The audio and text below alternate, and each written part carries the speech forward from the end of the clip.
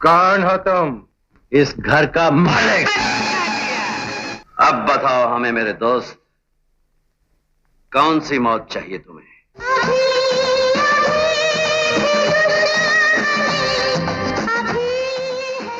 28 जुलाई 1975 को रिलीज हुई थी क्राइम ड्रामा म्यूजिकल थ्रिल से भरी फिल्म जख्मी, जिसकी मेन कास्ट में सुनील दत्त, आशा पारेख, राकेश रोशन, रीना रॉय, तारिक खान, हेलन जोनी वाकर और इम्तियाज खान नजर आए थे।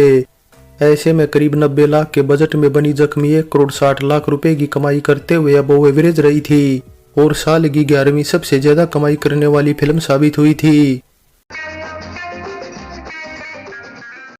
हिंदी सिनेमा में 1975 के साल के जो मायने हैं वो आप जानते ही हैं।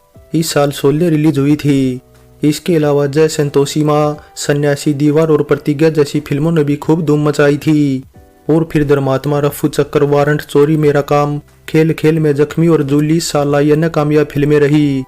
हिंदी सिनेमा की इन मसाला फिल्मों को मसाला फिल्में इसलिए कहते हैं क्योंकि इनमें एक नया फॉर्मूला होता था ऑडियंस को रिझाने का, और इस फॉर्मूले को पुख्ता किया था सलीम जावेद की जोड़ी ने, जिन्होंने पुरानी फिल्मों के किस्से कहानियों को उठाकर उन्हें नए रंग रोगन के साथ पर्दे पर पेश करने की शुरुआत की थी। ऐसे में सलीम जावेद के दौर में जख्मी जैसी फिल्मों का बॉक्स ऑफिस पर अपनी लागत से लगभग दोगुनी कमाई कर ले जाना भी बड़ी कामयाबी माना गया था। तारिक खान ने जख्मी से पहले सलीम जावेद की लिखी फिल्म यादों की बारात से डेब्यू किया था और यादों की बारात के प्रोड्यूसर डायरेक्टर थे तारिक खान के बड़े मामू यानी नासिर हुसैन। वहीं जख्मी के प्रोड्यूसर रहे उनके छोटे मामू यानी ताहिर हुसैन। नासिर और ताहिर की बहन के बेटे थे तारिक और उनके पिता का नाम था जर अली खान। ऐसे में तारिक का करियर भी अपने इन्हीं दो मामाओं की मोहब्बत से गुलजार रहा। जख्मी के बाद तारिक ने हम किसी से कम नई फिल्म में काम किया था जो सन 1977 में रिलीज हुई थी और इसमें निभाए रोल के लिए तारिक को फिल्म फेयर में बेस्ट स्पोर्टिंग एक्टर का नॉमिनेशन भी मिला था, जिसके बाद उनकी ठीक ठाक फैन फॉलोइंग भी बन गई थी। इसके अलावा जिस जबरदस्त फिल्म में आमिर खान अपने अंकल नासिर हुसैन के असिस्टेंट डायरेक्टर बने थे उसमें भी तारिक खान नजर आए थे, मगर 1987 में आई जेवर फिल्म के बाद तारिक को काम मिलना बंद हो गया। इसकी वजह थी उनकी पिछली 6-7 फिल्में लगातार फ्लॉप हुई थी। इन फिल्मों में ख्वाजा की दीवानी, नरम गरम, भूल, जबरदस्त, पैसे के पीछे और बात बन जाए शामिल थी। हालांकि इसके बाद तारिक ने 8 सालों बाद 1995 में मेरा दामाद से कमबैक किया, लेकिन ये फिल्म भी फ्लॉप रही तो इसके बाद तारिक ने फिल्म इंडस्ट्री छोड़ने का फैसला कर लिया। 1971 में जब फिल्म रेशमा और शेरा फ्लॉप हुई तो ज्यादातर ए ग्रेड हीरोइनों ने सुनील दत्त के अपोजिट काम करने से इनकार कर दिया था। सभी उनका करियर लगभग खत्म मान चुके थे, लेकिन वो आशा पारेख थी जो उनके साथ काम करने के लिए राजी हुई। आशा न केवल जख्मी में उनके अपोजिट नजर आई बल्कि जख्मी से पहले 1973 में आई फिल्म हीरा में भी उनके साथ नजर आई थी, लेकिन बावजूद इसके सुनील दत्त ने 1976 में आशा को अपनी 3 फिल्मों से निकलवा दिया, क्योंकि करियर बचाए रखने के लिए सुनील दत्त के लिए यह जरूरी हो गया था कि वे नए हीरोइनों संग काम करें। और इसी कड़ी में उन्हें सबसे ज्यादा साथ मिला रीना रॉय का, जो जख्मी में थी और इसी साल आई उम्र कैद में भी थी। हालांकि जख्मी में दोनों अलग अलग थे, मगर उम्र कैद में दोनों एक दूसरे के अपोजिट थे, इसलिए सुनील दत्त और रीना रॉय ने आगे चलकर कोई 8 से 10 फिल्मों में साथ काम किया था। ऐसे बहुत सारे लोग हैं जो होली के त्योहार को पसंद नहीं करते, हालांकि इसके लिए उनकी निजी वजह होती हैं। ऐसे ही बॉलीवुड में भी कई ऐसे एक्टर डायरेक्टर जमकर होली खेलते रहे हैं, तो ऐसे भी रहे हैं जिन्हें होली खेलना पसंद नहीं। लेकिन अगर किसी एक्टर को होली खेलना पसंद ना हो तब भी फिल्म में ऐसे सीन करना उनकी प्रोफेशनल मजबूरी बन जाती है। अब यही बात गुजरे जमाने के दिग्गज एक्टर सुनील दत्त पर भी लागू होती है। दरअसल सुनील दत्त को होली का त्योहार पसंद नहीं था और वे होली नहीं खेलते थे, मगर करियर में 2 बार ऐसे मौके आए जब उन पर होली के गाने फिल्माए गए थे।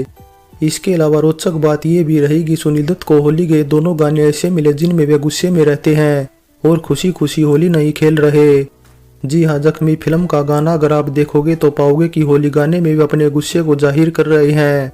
सुनील दत्त ने कुछ इसी तरह का गुस्सा महबूब खान की मदर इंडिया फिल्म के होली के गाने में भी जाहिर किया था।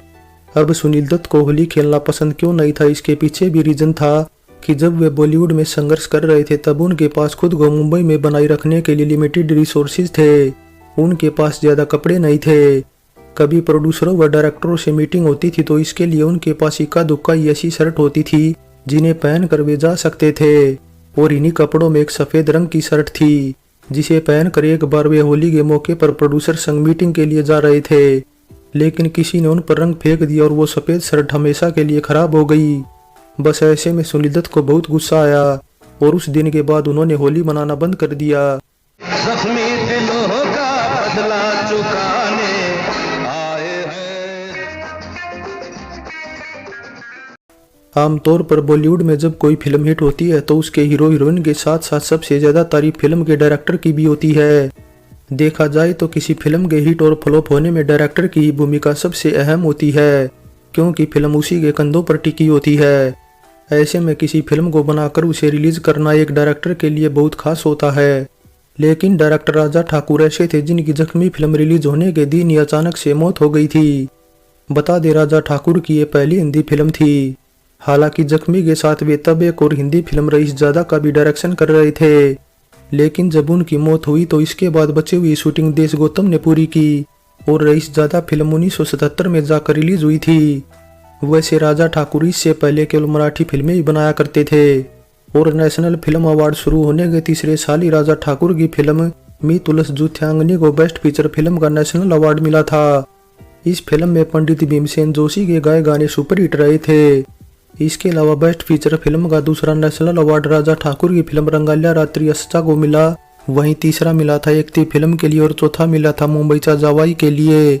मुंबईचा जवाई तो सोवियत संघ में भी रिलीज हुई थी, जिसके बाद डायरेक्टर बासु चैटर्जी ने पिया का घर टाइटल से इसका हिंदी में रीमेक भी बनाया था। इसके अलावा राजा ठाकुर ऐसे डायरेक्टर थे जिन्होंने महाराष्ट्र स्टेट फिल्म अवार्ड जीतने की हैट्रिक लगाई थी। मुंबई जवाई, घरकुल और जवाई विकट गहने आटे जैसी फिल्मों के लिए उन्होंने ये अवार्ड अपने नाम किए थे। Nothing is impossible, कहता हूँ मैं सच बिल्कुल। वैसे जख्मी फिल्म की रिलीज के दौरान अगर डायरेक्टर राजा ठाकुर की मौत हुई थी तो शूटिंग के दौरान भी एक मौत हुई थी। दरअसल स्टंट करते टाइम चूक होने से स्टंटमैन फैजल खान की छाती में बुरी तरह चोट लगी थी और हॉस्पिटल पहुंचने से पहले ही उनकी मौत हो गई थी। अभिनेता आमिर खान ने एक बार कोलकाता में साहित्य उत्सव में अपने पुरखों के बारे में दिल खोल कर बातें की थी। उन्होंने बताया कि अबुल कलाम आजाद उनके पुरखों में सबसे खास हैं। आमिर ने उन्हीं के नाम पर अपने बेटे का नाम आजाद रखा है और वे अपने इस पूर्वज पर एक फिल्म भी बनाना चाहते हैं। अब आमिर का अबुल कलाम आजाद से रिलेशन इसलिए है क्योंकि उनकी दादी अबुल कलाम आजाद के परिवार से थी और आमिर के पिता ताहिर हुसैन का जन्म हरदोई के शाहबाद में हुआ था। ताहिर हुसैन अपने बड़े भाई नासिर हुसैन की तरह ही बड़े प्रोड्यूसर और डायरेक्टर बनना चाहते थे।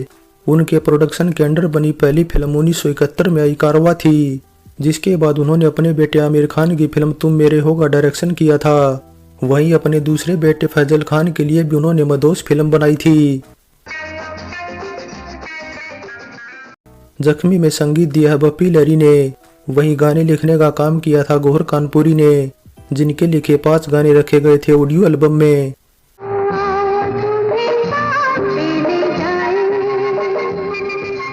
बता दे फिल्म का गीत संगीत हिट रहा था और लता जी का गाया आओ तुम्हें चांद पे ले चले, अभी अभी थी दुश्मनी और किशोरदास भोसले का गाया जलता है जिया मेरा भीगी भीगी रातों में सबसे ज्यादा सुने जाने वाले सदाबहार गाने थे, जिन्हें हम आज भी सुनना पसंद करते और इन्हें सुनकर मन गुनगुनाने लग जाता है।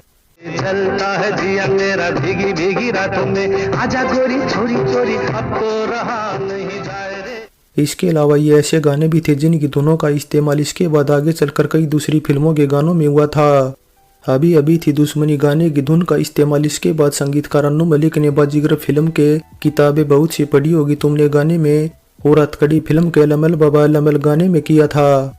वहीं आओ तुम्हें चांद पे ले चले गाने की धुन का इस्तेमाल भी अन्नू मलिक ने मर्द फिल्म के टाइटल ट्रैक मर्द तांगे वाला में किया था।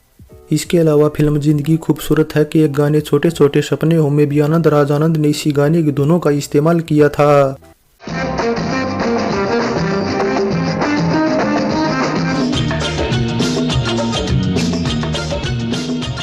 वैसे बता दे जख्मी संगीतकार बप्पी लहरी की पहली ऐसी फिल्म थी जिससे उनको पहचान मिली थी और जैसे तारिक खान को प्रमोट करने में उनके दोनों मामा लगे रहते थे, वैसे ही बप्पी लहरी को भी अपने मामा किशोरदास से मदद मिली थी। बपीदा को 1972 में बंगाली फिल्म दादू में पहली बार गाना गाने का अवसर मिला था, जिसके बाद 1973 में आई फिल्म नन्हा शिकारी बतौर संगीतकार बपीदा की डेब्यू हिंदी फिल्म थी और ये फिल्म उन्हें किशोर मामा ने ही दिलाई थी। हालांकि जब जख्मी का संगीत हिट रहा तो बपीदा प्रोड्यूसर ताहिर हुसैन के फेवरेट संगीतकार बन गए और इसके बाद उनके प्रोडक्शन के अंडर बनी 1988 में आई फिल्म हमारा खानदान तक सभी में बपीदा ही संगीतकार रहे थे। जख्मी फिल्म की सफलता से राकेश रोशन को काफी फायदा मिला था, क्योंकि ये फिल्म उनके लिए किसी सेमी रीलॉन्च से कम नहीं थी। डायरेक्टर राजा ठाकुर ने उन्हें न केवल अच्छा रोल दिया बल्कि उन्हें एक शानदार लुक के साथ पेश किया था, जिस वजह से वे जख्मी फिल्म के सबसे स्टाइलिस्ट हीरो थे। इसके अलावा तारिक खान के लिए ये फिल्म वैसी ही रही जैसी कि पिछली फिल्म यादों की बारात रही थी, क्योंकि यादों की बारात हो या जख्मी दोनों ट्रिपल हीरो वाली फिल्में थी।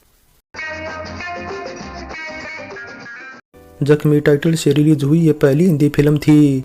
हालांकि इसके बाद आमिर खान की गुलाम और तलाश का टाइटल पहले जख्मी रखने का फैसला किया गया था, मगर फिर कुछ वजहों से बाद में टाइटल बदल दिए गए। फाइनली जख्मी फिल्म की कहानी 3 भाइयों की कहानी है, जिसमें शादी वाली रात आनंद यानी सुनील दत्त अपने साझेदार की हत्या के आरोप में गिरफ्तार हो जाता है। अपनी सफाई में वह कुछ नहीं कहता। हालांकि अदालत जब फैसला सुनाने वाली होती है तभी उसके दोनों भाई अमर यानी राकेश रोशन और पवन यानी तारिक खान जज गांगुली की इकलौती बेटी निशा यानी रीना रॉय का अपहरण कर लेते हैं। इसके बाद फिर जो होता है वही कहानी का असली मजा है। फिल्म की कहानी व स्क्रीन प्ले हुमायूं मिर्जा ने लिखी थी। हुमायूं मिर्जा को एच.एम. मिर्जा के नाम से भी जाना जाता है। मारूख मिर्जा और शाहरुख मिर्जा उन्हीं के भाई हैं और तीनों ने मिर्जा ब्रदर्स के नाम से फिल्में भी प्रोड्यूस्ड और डायरेक्ट की थी। वैसे जख्मी बनी थी सुनील दत्त की फैन फॉलोइंग को कैश करने के लिए, इसलिए सुनील दत्त ने अपने कंधों पर ढोने की पूरी कोशिश की है। आशा पारेख से भी जितना बन पड़ा उतना उन्होंने किया। इसके अलावा राकेश रोशन व तारिक तो थे ही छोटे भाइयों जैसे। हाँ, फिल्म में काबिले तारीफ काम रहा रीना रॉय का, जिन्होंने फिल्म क्रिटिक्स और ऑडियंस का ही नहीं बल्कि हिंदी सिनेमा के तमाम निर्माताओं, डायरेक्टरों और उस टाइम धीरे धीरे ऊपर आ रहे शत्रुघ्न सिन्हा का ध्यान भी अपनी ओर खींचा था। जिसके बाद नतीजा ये रहा कि राजकुमार कोहली से उन्हें फिल्म मिली नागिन और शत्रुघ्न सिन्हा की हीरोइन बनी हुई फिल्म कालीचरण में। इस तरह अगले ही साल यानी 1976 में इन दोनों फिल्मों की कामयाबी ने रीना रॉय की किस्मत बदल दी। सो जख्मी फिल्म पर हमारी ये पेशकश कैसी लगी नीचे कमेंट कर बताएं। अच्छी लगी है तो लाइक करें और चैनल को सब्सक्राइब करें। सो चलते हैं, फिर मिलेंगे एक और नई वीडियो के साथ।